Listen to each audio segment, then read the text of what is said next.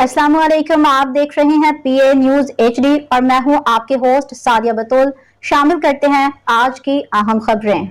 वज़ीर आज़म शहबाज शरीफ एक रोज़ा सरकारी दौरे पे मुत्तहिदा अरब अमारात पहुँच गए हैं। वज़ीर आज़म शहबाज शरीफ एक रोज़ा सरकारी दौरे पे मुत्तहिदा अरब अमारात पहुँच गए। अबू ज़हबी के अलबतीन हवाई अड्डे पे मुत्तहिदा अरब अमारात के सदर के भाई और कौमी सलामती के मशीर इज़्ज़त-ए-माब शेख ताहनून बिन ज़याद अल नहयान ने वज़ीर आज़म शहबाज शरीफ का बरतबाक इस्तकबाल किया। इस मौका पर मुत्तहिदा अरब अमारात सुप्रीम नेशनल सिक्योरिटी काउंसिल के सेक्रेटरी जनरल इज़्ज़त-ए-माब अली अहमद अश-शम्सी यूएई में पाकिस्तान के सफ़ीर फैसल नियाज़ तरमज़ी और पाकिस्तानी सफारती अमला भी वज़ीर आज़म के इस्तकबाल के लिए मौजूद थे।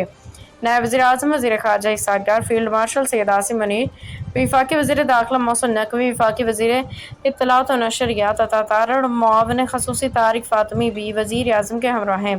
वज़ीर आज़म मुत्तहिदा अरब अमारात की क़यादत से मुलाकात करेंगे, जिसमें दो तरफ़ा, इलाक़ाई और आलमी उमूर पर तबादला ख़्याल होगा।